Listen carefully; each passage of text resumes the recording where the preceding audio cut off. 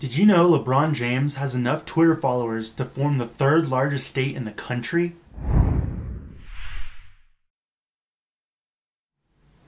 Hello and welcome back to the Sports Rant. Today I woke up to a funny exchange between the Discovery Channel and the Pittsburgh Penguins NHL hockey team. So the exchange started when the Discovery Channel posted a tweet saying, on average, emperor penguins grow to be 3.8 feet tall. The Pittsburgh Penguins thought they would be funny and replied by saying, as of May 13th, 2015, the average Pittsburgh Penguin grows to be 6'1". Now the Discovery Channel got the last laugh when they posted, strange. Our latest observations show no penguin activity currently on ice in Pittsburgh. Where did they go? Now that's a harmless exchange between two organizations on the internet, but it brings up a really important topic that social media, especially Twitter, has brought this new world into the sports world as well as being a sports fan. Fans now have more interaction with their favorite players and their favorite teams than ever before. They can actually ask them direct questions or find out information directly from the team. Now there's some teams that are known for their Twitter handles. The Los Angeles Kings hockey team is known for having a very funny platform in that they say a lot of funny things, they tweet a lot of funny memes, and people love to go to them and see what they have to say about certain things, especially regarding the Kings. When they win, a lot of times they'll post a funny meme that is in celebration, and it's all in great fun, and they make sure that they're clean and that they're funny and they don't offend anyone. And when you use it in that way, it's a great opportunity to connect with the fans and to have them be able to stay close to the team even when they're not playing. Now this new outlet is not always a great thing. We've seen during these NBA playoffs that teams sometimes go too far or they say the wrong thing. The one that I'm thinking of first is the Houston Rockets. When they finally defeated the Mavericks in the first round, their social media guy posted one tweet with an emoji of a horse and an emoji of a gun pointing at the horse. He was fired within a few hours of posting that. Now that goes to show that even if we do have this great platform to post on, you still have to be very careful because you're communicating with millions of people every time you do that. Now there was another instance that just happened last night, and this one isn't necessarily as bad or as inappropriate, but it probably wasn't the best idea.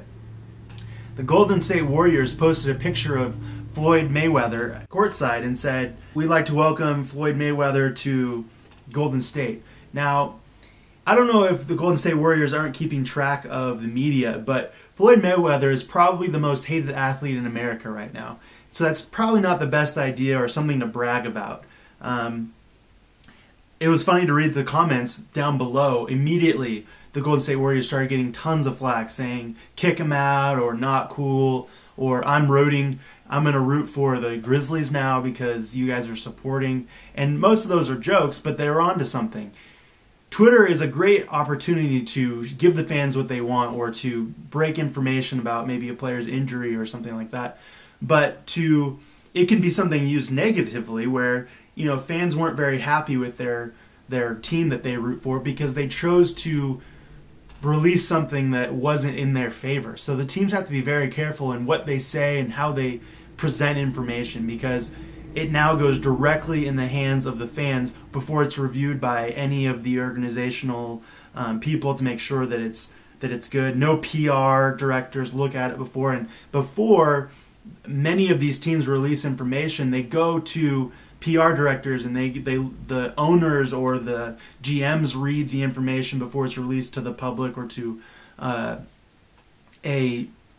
someone part of the press that's now released to millions of people. Now this isn't just teams that are getting themselves in trouble with their Twitter. It's also athletes. Many athletes, like LeBron James, I stated at the beginning of this video, LeBron James has 21 million Twitter followers. That means that anything that it's in his mind that he puts down on Twitter immediately is read by millions of people. So they have to be very careful about what they say.